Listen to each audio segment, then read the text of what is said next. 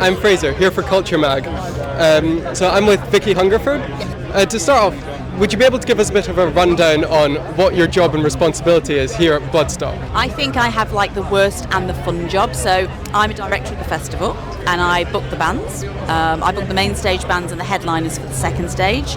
And I deal with things like social media and the way of the festival, the sort of fun and the hard stuff. 27 of the bands for next year's festival have been announced.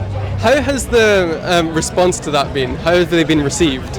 As always, the internet is a fun place to be, as we all very well know, don't we? So there's been a mixed bag, lots of positivity, lots of people that were surprised on a couple of the bands, a couple of the headliners, but I'm steering the ship, I think, in a good, positive way. With the festival, we have to make sure we get 20,000 people through the door, and we found out this morning that we've just sold out of all the early birds, so they've sold out the quickest they've ever sold out, which is an amazing thing. So yeah, it's gone down brilliantly. This year, how's that going? How's that gone? It's been brilliant. It's been hot. We were expecting a bit of a wet one, which we'd watched the weather and we were like, oh, it's going to be cool, it's going to be wet, and it's been absolutely the devil's arse, should I say. But it's going so smoothly, touch wood. We're halfway through nearly. We're having fun. The bands are loving it, and touch wood, it is without a doubt our best one yet. How do you think this year will compare to next year with the reception, with the bands, all that? I think I take every year differently because it is different with the different bands.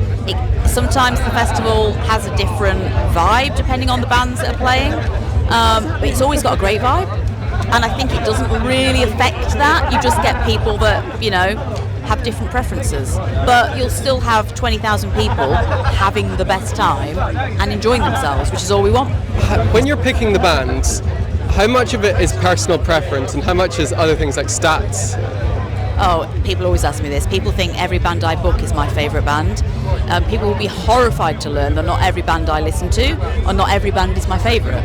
So we go on requests from fans, obviously. We go on album cycles. Who are the bands that are going, who are selling well in sort of tours? So we keep an eye on all the trending tours, what venue sizes they're selling. Are they doing well in Europe? Have they got a new album out? Are they the next up-and-coming artist? So I speak to lots of other European festivals, I speak to management, I speak to press, I speak to the fans, so we get quite a good gauge. We listen to what they're doing on Spotify, what the socials are like.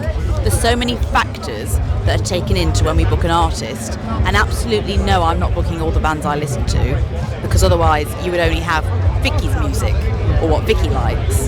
The whole idea is we're bringing a metal festival full of lots of genres. Now, if you were to go on personal preference, what band would you love to play at this festival? Oh God, I mean, let's be honest, if it was me, I love metal, but I'm a massive grunge girl, so I would be like, let's get Faith No More.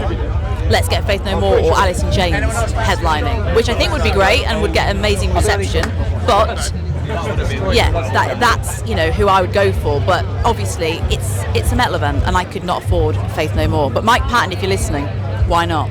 Out of this year and next year's lineup, what are the bands that stand out to you? This year or next year?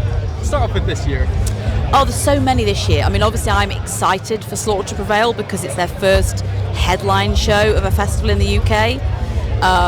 Nevermore is going to be amazing. I was talking to Jeff Loomis earlier and they are so excited to be back. So we've got so many bands this year that are absolutely buzzing to play. Next year, for example, Motionless have got their first ever European festival headline. They've never done a festival headline in Europe. So I'm buzzing. Acid Bath next year. Death Clock, which is one of our most requested bands on the Bloodstock forums. So there's a lot to talk about. Do you have any more comments about the festival as a whole? I say to people, if you've never been to Bloodstock, give it a go. You will 100% enjoy it. I say if you don't want to come for a weekend, come for a day, and I guarantee you'll be back the following year for a weekend. Thank you.